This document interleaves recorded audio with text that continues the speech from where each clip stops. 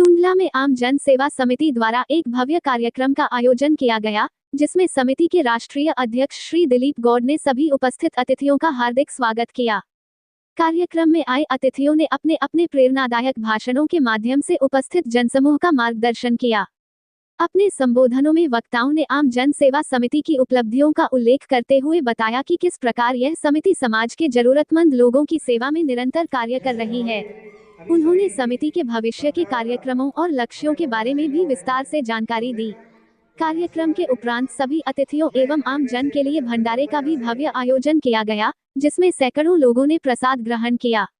संपूर्ण आयोजन में सेवा, समर्पण और सौहार्द का अद्भुत वातावरण देखने को मिला। चैट विद देव से देवेंद्र प्रताप सिंह की खास रिपोर्ट।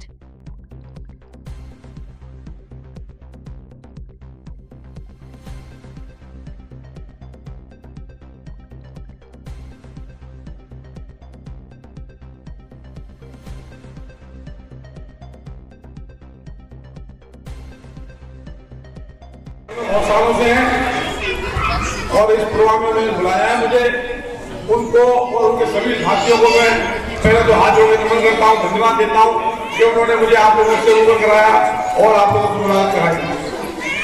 और इतनी महान हस्तियों से मेरी मुलाकात हुई है। मैं अपने आप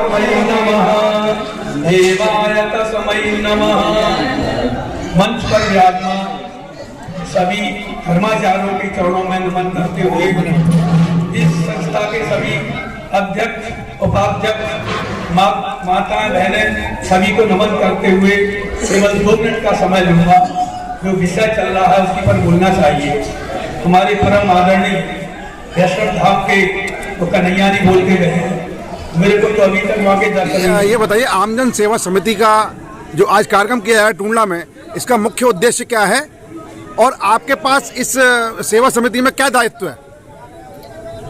सेवा समिति में तो कोई दायित्व नहीं होता है, लेकिन एक कुछ समिति बनती है तो उसको अध्यक्ष भी होता है, सचिव भी होता है। तो मैं राष्ट्रीय अध्यक्ष के तौर पे इस संस्था का अध्यक्ष हूँ और लगभग 15 वर्षों से गौड़ मित्र मंडल के थ्रू हम लोग कन्याओं का विवाह में सहयोग करते थे और हमारी एक संस्था की छोटी छोटी मदद सबकी हो जाए।